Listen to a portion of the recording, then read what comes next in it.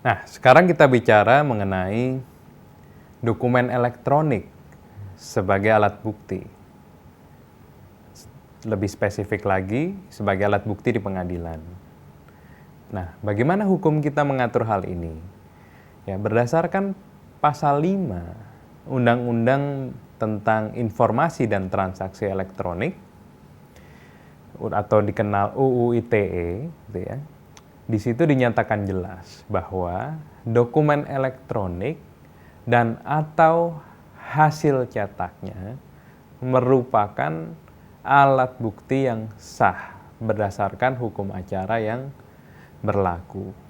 Ya, sehingga ya, sebenarnya ketika kita bicara tanda tangan elektronik, ya, otomatis yang ditandatangani adalah dokumen elektronik. Ya, sebenarnya sudah tidak perlu lagi khawatir bahwa dokumen yang ditandatangani itu sah apa tidak, karena tidak ditandatangani basah, gitu ya, karena tidak dicap jempol. Nah, itu dasarnya. Tetapi di pasal 5 itu juga diatur dokumen elektronik yang seperti apa yang bisa diakui sebagai alat bukti yang sah secara hukum, yaitu dokumen elektronik yang diproduksi, yang dihasilkan oleh sistem elektronik, ya, yang memenuhi ketentuan peraturan perundang-undangan. Nah, itu dapat kita lihat di pasal 16 Undang-Undang ITE. Ya, kita lihat di ayat 1. Sepanjang tidak ditentukan lain oleh undang-undang tersendiri, setiap penyelenggara sistem elektronik wajib mengoperasikan sistem elektronik yang memenuhi persyaratan minimum sebagai berikut. Saya tidak akan bacakan semua ya, saya hanya bacakan yang relevan. Ya, antara lain, A.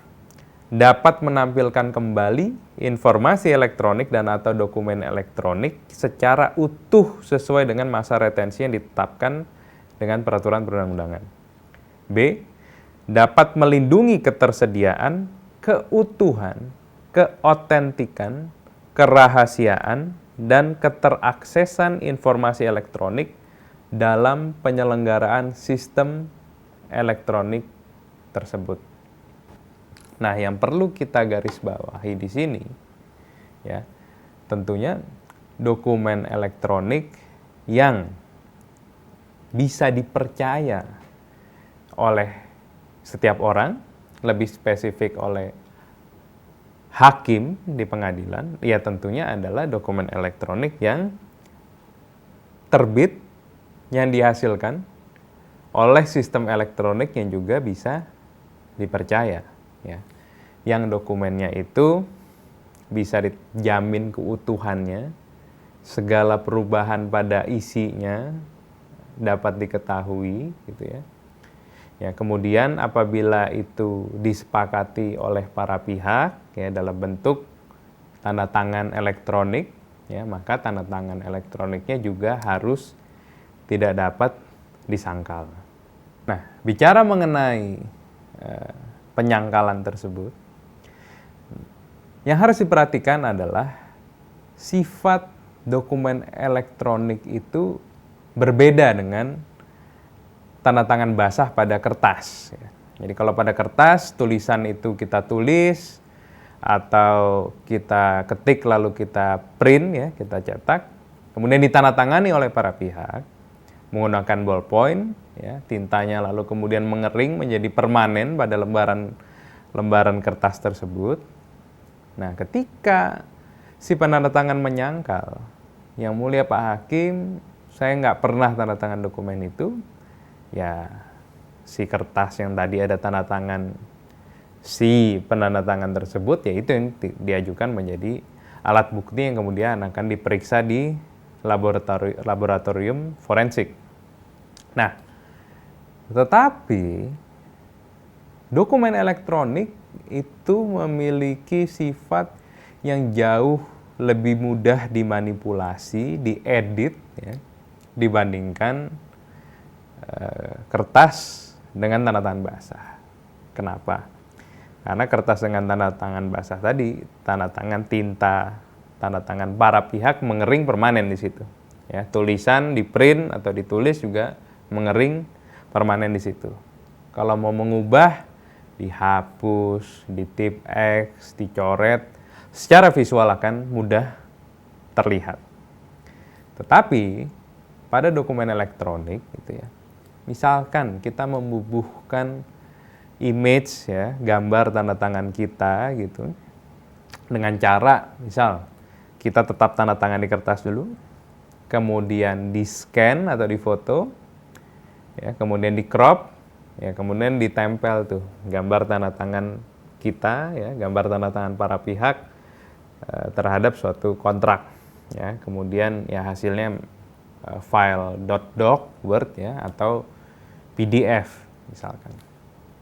Nah, masalahnya yang namanya digital image gitu ya, gambar tanda tangan kita, hasil scan kita tanda tangan di kertas itu, ya, dengan mudah ya bisa di crop, bisa di copy paste ke berbagai dokumen. Sama juga dengan kalau kita bukan tanda tangan di kertas lalu di scan, tapi kita tanda tangan menggunakan stylus atau jari langsung pada layar gadget, hasilnya tetap digital image. Yang namanya digital image dengan mudah di crop, bisa di copy paste ke banyak dokumen. Nah, jadi kalau dengan cara tersebut gitu ya, penandatanganannya, si penandatangan bisa di kemudian hari ya, ketika terjadi sengketa pada isi dokumen tersebut, bisa dengan mudah menyangkal. Misal, Yang Mulia Pak Hakim, itu memang mirip gambar tanda tangan saya, tapi saya seumur hidup tanda tangan ratusan kali. Orang tinggal nemu satu dokumen yang ada tanda tangan saya, di scan, di crop, tempel pada kontrak tersebut. Ya, misalnya kontrak sewa menyewa atau surat kuasa. Sedangkan saya tidak pernah menempel gambar tanda tangan saya pada dokumen-dokumen tersebut. Gitu. Ya, sama juga dengan image tanda tangan yang langsung tergambar dengan stylus maupun jari di layar gadget. Ya, kita bisa bilang dengan mudah kita tanda tangan di layar gadget, wah di mana-mana. Selama ini ke rumah sakit jadi pasien begitu, gitu ya. Kita tanda tangan kontrak ya, atau jadi inilah check-in ke hotel juga tanda tangan di layar. Itu bisa bocor dari manapun gambar tanda tangan kita untuk kemudian di crop, ditempel di kontrak tersebut. Tapi bukan saya yang menempel gambar tersebut, gambar tanda tangan saya pada dokumen tersebut. Nah, hal seperti ini itu pembuktiannya amat sangat sulit, akan menjadi debat kusir yang panjang. Proses digital forensiknya membuktikan itu gambar yang nempel saya atau bukan, itu bukan hal yang mudah. Bahkan di pengadilan di luar negeri sekalipun, ya, mau di Amerika Serikat ya, atau Uni Eropa, ya memang sulit untuk membuktikan hal tersebut. Nah, belum lagi kita bicara yang kedua, bicara mengenai segala perubahan pada isi dokumen setelah ditandatangani dapat diketahui. Kalau pada kertas tadi kita mengubah 5 juta menjadi 3 juta, akan terlihat secara visual ada coretan, ada tip X, ya, ada urek-urekan ditebelin. Tetapi pada dokumen elektronik, apa susahnya kita ubah dengan mulus dengan misalnya Adobe Photoshop, gampangnya. Mau dokumen itu sudah di PDF-kan sekalipun, di log for editing sekalipun, apa sulitnya kita screenshot, kita buka di Photoshop, kita ubah 5 juta jadi 3 juta, 5% jadi 3%, bulan depan jadi tahun depan, mulus. Gambar tanda tangan para pihak, kiri kanan bawah tetap utuh, tapi isinya di atas berubah dan mulus, tidak terlihat itu berubah. Nah, hal-hal ini yang menjadi tantangan, dan tadi kembali ke ketentuan pasal 5 Undang-Undang ITE dan pasal 16 gitu ya, bahwa dokumen elektronik yang bisa dijadikan alat bukti adalah dokumen elektronik yang bisa dijaga keutuhannya. Nah, Berarti metode menandatangani dokumen dengan menempel gambar image tanda tangan kita dari kertas di scan tadi atau langsung pada layar gadget sulit untuk memenuhi ketentuan tersebut, gitu ya.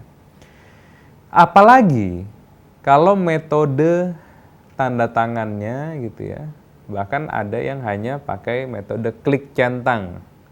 Saya setuju terhadap syarat dan ketentuan di atas ini. Ya, I agree to the terms and conditions. Atau hanya klik OK gitu ya. Atau cukup masukkan OTP, kita setuju pada isi dokumen yang kita lihat di layar tampil. Ya, metode-metode tersebut ya memang sulit untuk dibuktikan ketika terjadi penyangkalan di kemudian hari. Nah, bicara dokumen elektronik yang dapat menjadi alat bukti yang sah, itu harus lahir dari sistem elektronik yang dapat menjaga antara lain keutuhan dan keotentikan isi dokumennya, gitu ya. Nah, selama sistemnya memang bisa menjamin hal-hal tersebut, syarat-syarat tersebut, yang akan kita bahas caranya di sesi berikutnya, gitu ya. Maka dokumen elektronik itu merupakan alat bukti yang sah, ya, berdasarkan undang-undang tentang informasi dan transaksi elektronik kita di Indonesia. Sehingga kita tidak perlu khawatir apakah dokumen elektronik itu sebenarnya diakui apa tidak sih sebagai alat bukti yang sah. Nah, jadi kalau persyaratan sistem elektronik yang menghasilkan dokumen elektronik itu sudah dipenuhi, gitu ya, satu-satunya pengecualian ya itu ada di pasal 6 Undang-Undang ITE, yaitu surat yang menurut undang-undang, ya, kalau ada suatu peraturan selevel undang-undang itu mensyaratkan bahwa suatu dokumen itu harus dibuat tertulis dan dibuat dalam akta notaril, ya. Nah, itu dikecualikan bahwa boleh dalam bentuk dokumen elektronik. Tadi perhatikan ya, saya menggunakan kata dan, ya. Jadi harus dibuat tertulis dan dibuat dalam akta notaril, bukan atau, jadi bukan salah satu. Jadi pada intinya adalah surat yang menurut undang-undang harus dibuat dalam akta notaril. Nah, itu kalau bentuknya elektronik itu tidak bisa saat ini dengan peraturan yang berlaku saat ini dijadikan alat bukti yang sah secara hukum, ya. Tetapi dokumen apapun lainnya yang memang tidak disyaratkan untuk dibuat dalam bentuk akta notaril, ya, itu dapat menjadi alat bukti yang sah berdasarkan hukum.